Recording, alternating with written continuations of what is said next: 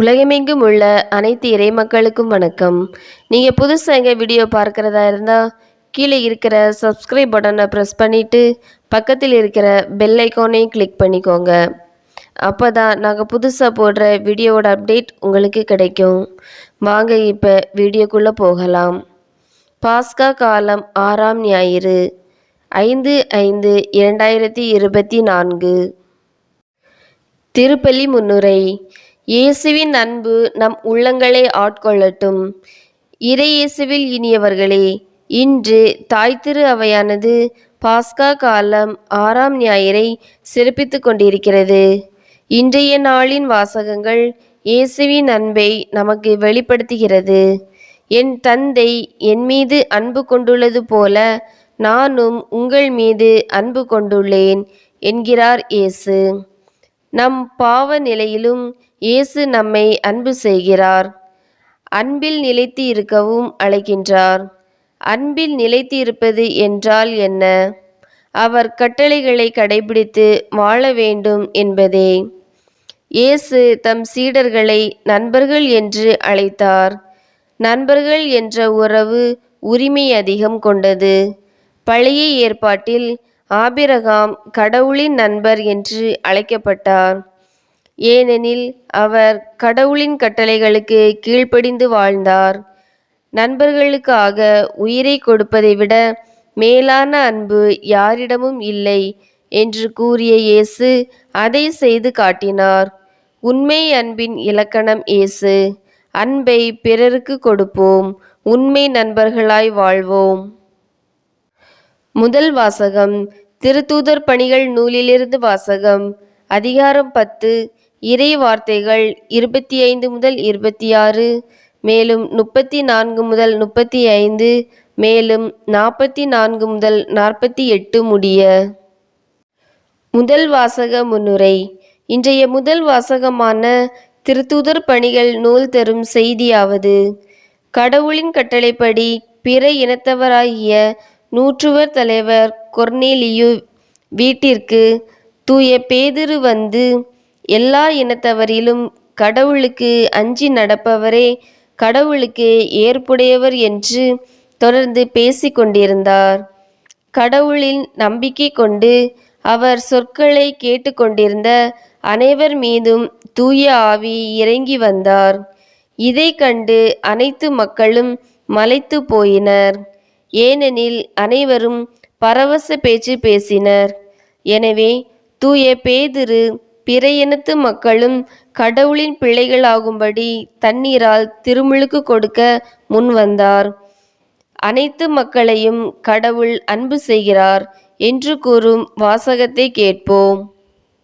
இரண்டாம் வாசகம் தூய யோவான் எழுதிய முதல் திருமுகத்திலிருந்து வாசகம். அதிகாரம் 4, இறை வார்த்தைகள் 7 முதல் 10 முடிய. இரண்டாம் வாசக முன்னுரை.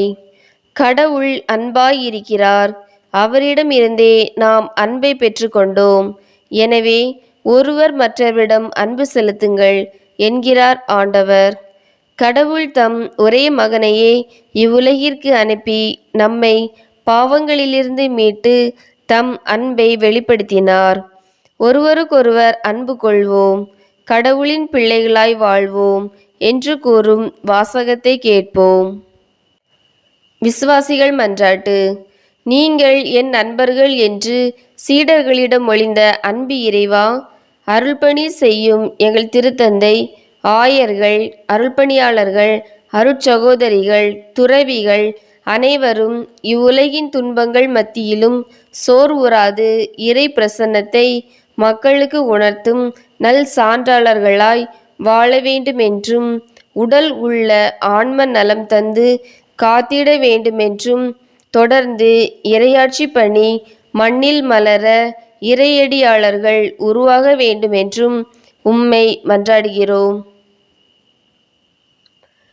வழிகாட்டும் வள்ளலே அன்பு இறைவா, நடைபெற்று கொண்டிருக்கும் நாடாளுமன்ற தேர்தல் அடக்குமுறை, அடாவடித்தனம், ஆதிக்க மனப்பான்மை ஆகியவற்றிலிருந்து மக்களை விடுவிக்கும் தேர்தலாய் அமைய வேண்டுமென்றும், ஜனநாயகம் காக்கும் நல்ல தலைவர்கள் தேர்ந்தெடுக்கப்பட வேண்டுமென்றும் உம்மை மன்றாடுகிறோம். வாழ்வளிக்கும் வள்ளலே, அன்பு இறைவா, எம் பங்கிலுள்ள குழந்தைகள், மாணவர்கள், இளைஞர்கள் அனைவரையும் உமது ஆசிரால் நிரப்பியருளும். அரசு தேர்வு எழுதிய மாணவர்கள் நல்ல மதிப்பெண்கள் பெற்று அடுத்த நிலைக்கு உயர வேண்டுமென்றும், இளைஞர்கள் நல்ல வேலை வாய்ப்பினை பெற்றிட வேண்டுமென்றும், அனைவரும் இறைஞானமும் நல்லறிவும் கொண்டு வாழ்வில் வெற்றி பெற செய்ய வேண்டுமென்றும் உம்மை மன்றாடுகிறோம். இயற்கையில் உறைபவரே, அன்பு இறைவா, கோடை வெயில் தகிக்கும் இந்த கால சூழலில் குடிநீர் இன்றி தவிக்கும் மக்களை கண்ணோக்கி அருளும். மேலும் மரம், செடி, கொடிகள் நீர் இன்றி கருகி கொண்டிருக்கிறது. மக்கள் குறை நீங்கவும் இயற்கை செழிக்கவும் வான்மழையை தந்து காத்திட வேண்டுமென்று உம்மை மன்றாடுகிறோம். வாழ்வை வளப்படுத்தும் அன்பு இறைவா, எங்கள் குடும்ப உறுப்பினர்கள் ஒவ்வொருவரையும் உமது ஆசிரால் நிரப்பியருளும். நாங்கள் குடும்பத்திலும் அண்டை அயலாரிலும் அன்பை பொழிந்து வாழ வேண்டும் என்றும், கொடிய நோய்கள் தாக்காமல் நல்ல உடல் நலத்தை தந்திட வேண்டுமென்றும், அருள் நலமும் பொருளாதாரமும் தந்து காத்திட வேண்டுமென்றும் உம்மை மன்றாடுகிறோம். ஆமேன். உங்களுக்கு எங்கள் வீடியோ பிடிச்சிருந்துன்னா லைக் பண்ணுங்கள், கமெண்ட்ஸ் பண்ணுங்கள், உங்கள் உறவினர்களுக்கும் நண்பர்களுக்கும் ஷேர் பண்ணுங்கள். நன்றி.